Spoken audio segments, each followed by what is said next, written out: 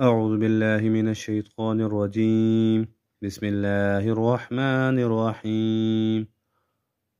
قد خسر الذين كذبوا بلقاء الله حتى إذا جاءتهم الساعة بغتة قالوا يا حسرتنا على ما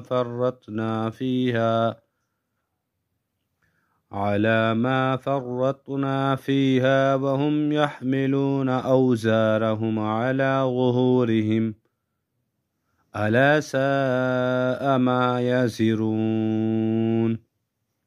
وما الحياة الدنيا إلا لعب وللدار الآخرة خير للذين يتقون أفلا تعقلون. قد نعلم إنه ليحزنك الذي يقولون فإنهم لا يكذبونك ولكن الظالمين بآيات الله يجحدون.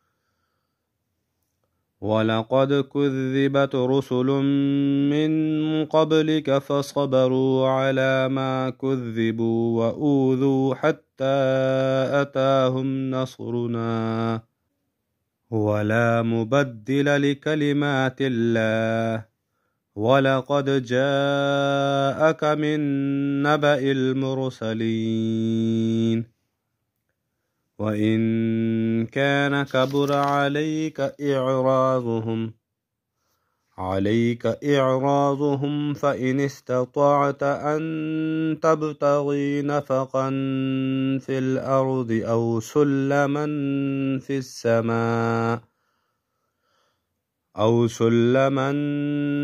السماء فتأتيهم بآية ولو شاء الله لجمعهم على الهدى فلا تكونن من الجاهلين. إنما يستجيب الذين يسمعون والموتى يبعثهم الله ثم إليه يرجعون. وقالوا لولا نزل عليه آية من ربه قل إن الله قادر على أن ينزل آية ولكن أكثرهم لا يعلمون. وما من دابة في الأرض ولا طائر يطير بجناحيه إلا أمم أمثالكم ما فرطنا في الكتاب من شيء ثم إلى ربهم يحشرون.